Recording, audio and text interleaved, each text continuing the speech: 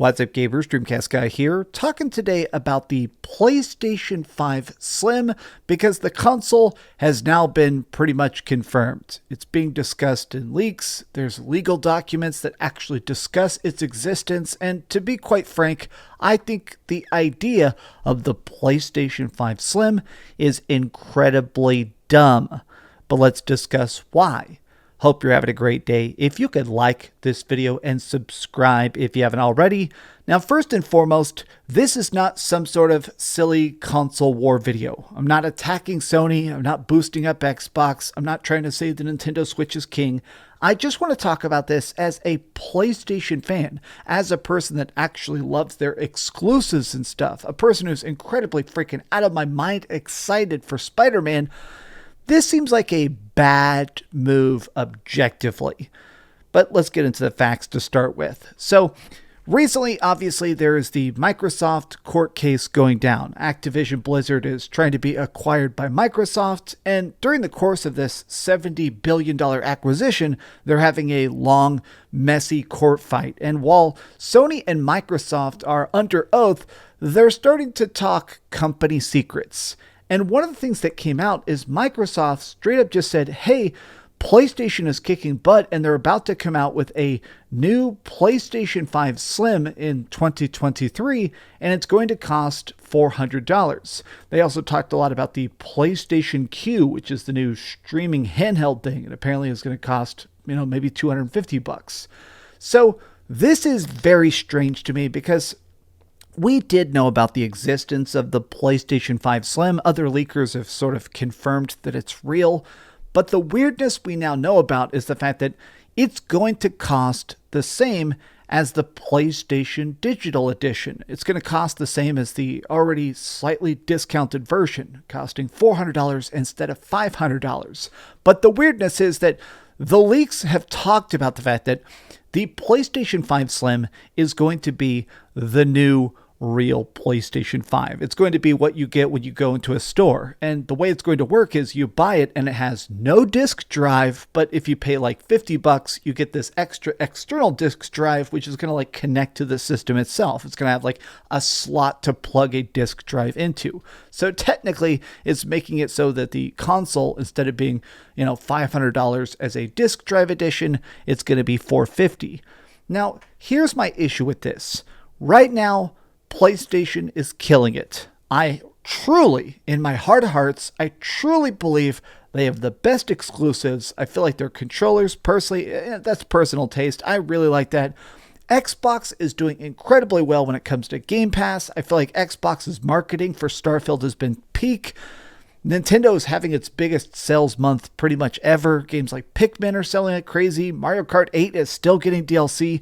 But if we're focusing on just the success of PlayStation, I'm not happy that the console is still so expensive. I don't like the fact that the PlayStation 5 in most regions of the world actually got a price increase last year. Now Xbox is following suit and making Game Pass and the Xbox Series X console itself more expensive. Now here's my problem. To be quite frank, I feel like the PlayStation 5 needs a price cut. It needs to be cheaper than the competition because they have better games, the systems are going to sell, but I am not a stockholder. I'm not here to try and worry about company profits. Let's actually look at the success of PlayStation.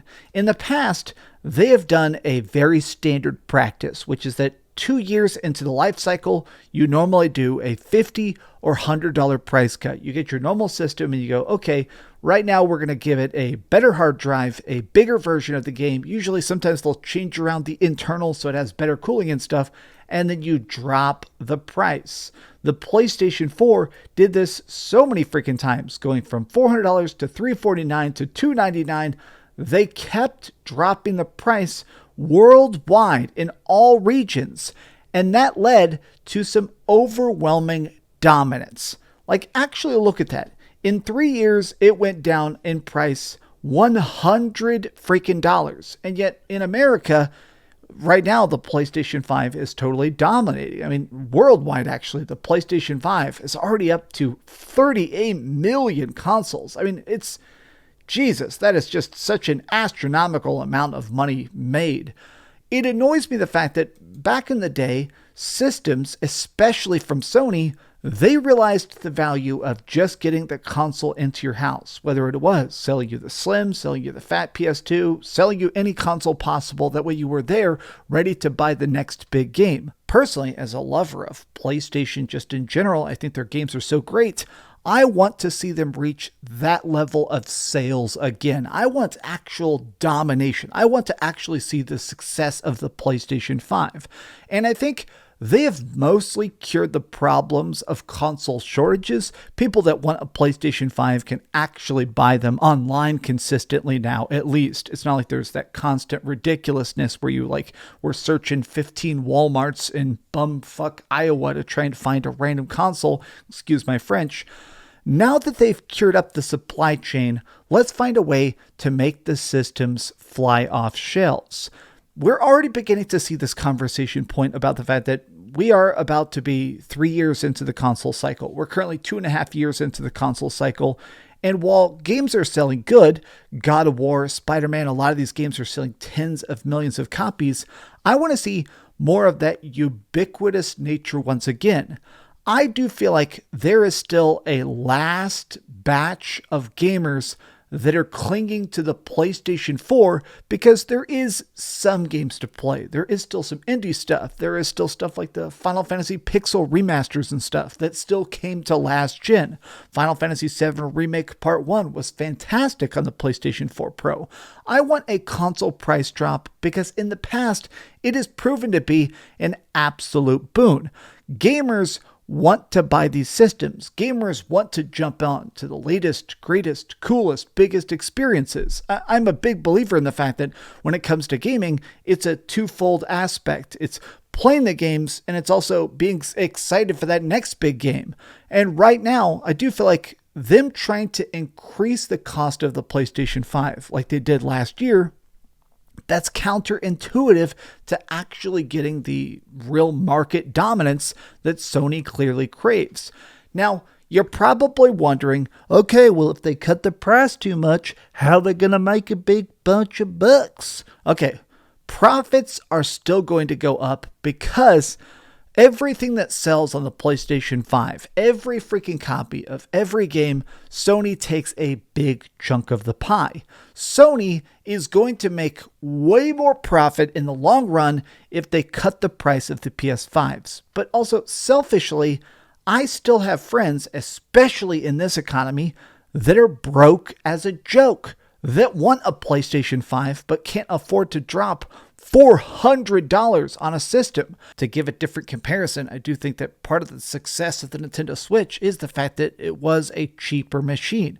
Like the Nintendo Switch Lite, I actually just bought a Nintendo Switch Lite for a friend of mine, and she's been playing it constantly. She's been super addicted to Animal Crossing. It is a friend of mine who has never had a console ever. She's just gamed a little bit on PC, and now, because she has a $200 version of a better console, a standard Nintendo Switch, it's giving her that foot in the door where she's buying games, she's experiencing the ecosystem, she's adding people to friends list.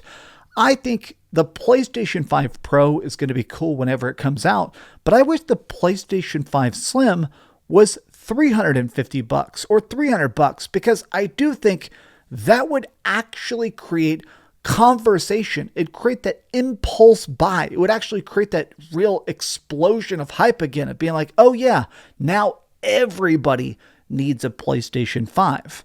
The PS5 Slim, I hope it actually looks cool, but more than that, I want consoles to get a decent price drop. I want everybody who wants a console to be able to afford it.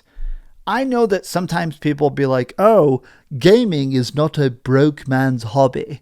And I don't like that sentiment. I like the idea that everybody who should want a console should be able to save up and afford it. You know, like if it's a $300 system, it is possible to actually scrimp, to save, to get it no matter what. Whereas if it's a $550 console, like the freaking PS5 is right now in certain parts of the world, that to me is a bit outlandish 2 years into the console cycle. Sony, figure out how to reduce the cost of the PS5 Slim, and then I'll be a cheerleader for it. Maybe I'll even buy one myself just to see how it actually looks.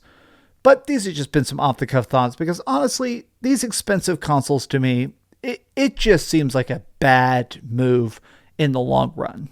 But hey, I guess they're selling, right? So that's all that matters. It's not about gamers getting games. It's about profit being profitable. Thanks so much for watching. If you could like this video and subscribe if you haven't already, and please keep dreaming. Thanks so much for watching that video. If you want to see something else, you can always click this link to see what I put up last, or, subscribe and see what's coming up next. Also, I promise that whatever I do, it'll try not to suck.